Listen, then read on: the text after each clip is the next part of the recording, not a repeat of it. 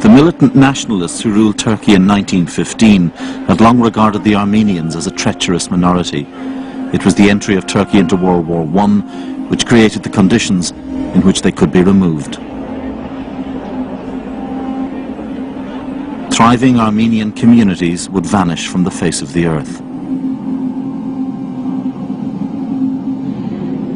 Neither women nor children would be spared. Some Armenian nationalists had sided with the invading Russians. An entire people were declared enemies.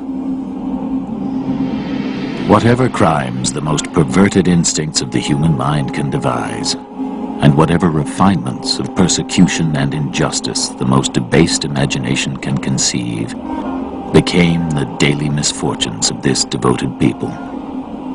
I am confident that the whole history of the human race contains no such horrible episode as this.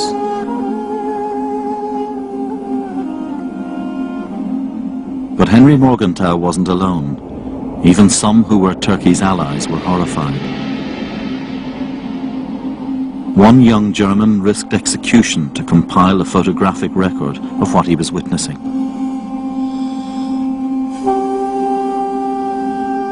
Armin Wegner was a medical officer in the German army.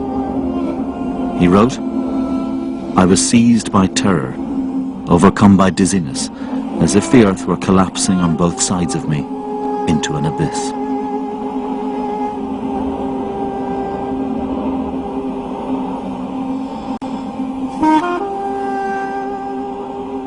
One of the few Turkish historians to challenge the official view says the state used starvation as well as execution to kill the Armenians.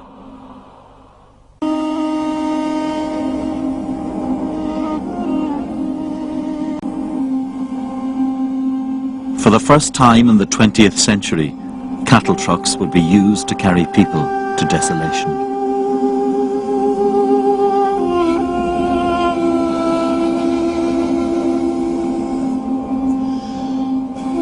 The real purpose of the deportation was robbery and destruction. It really represented a new method of massacre. When the Turkish authorities gave the orders for these deportations, they were merely giving the death warrant to a whole race. They understood this well, and in their conversations with me, they made no particular attempt to conceal the fact. Turkey says none of this proves there was any intention to destroy the Armenians. Men, women and children were designated a threat to state security.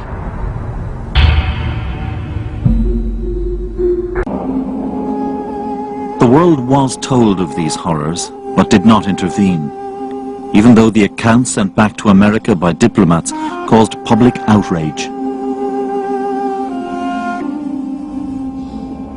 Greater misery could not be imagined. The dead and the dying are everywhere. 2 or 3 small children may be seen weeping over the dead body of their mother. Other children are lying sprawled upon the ground, dead or in convulsions.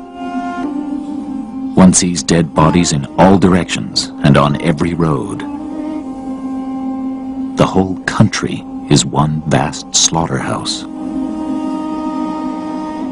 Turkey denies the central government authorized any massacres. As for those who starved to death or died from disease, there is this explanation. They were forced south towards the mountain ranges and deserts. On the way they were attacked by bandits and Turkish troops and policemen.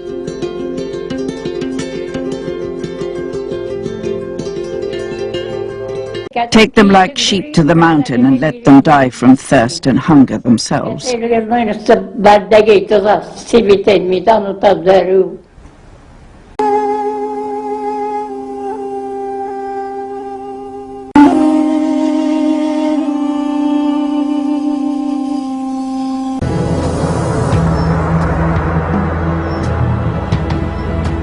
Central to the Armenian case are America's own historical records.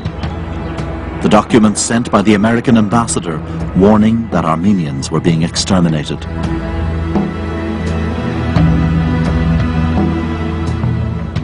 What we're asking for is an affirmation of the historical record of the United States from that era that clearly records and substantiates the fact that a genocide was committed against the Armenian people.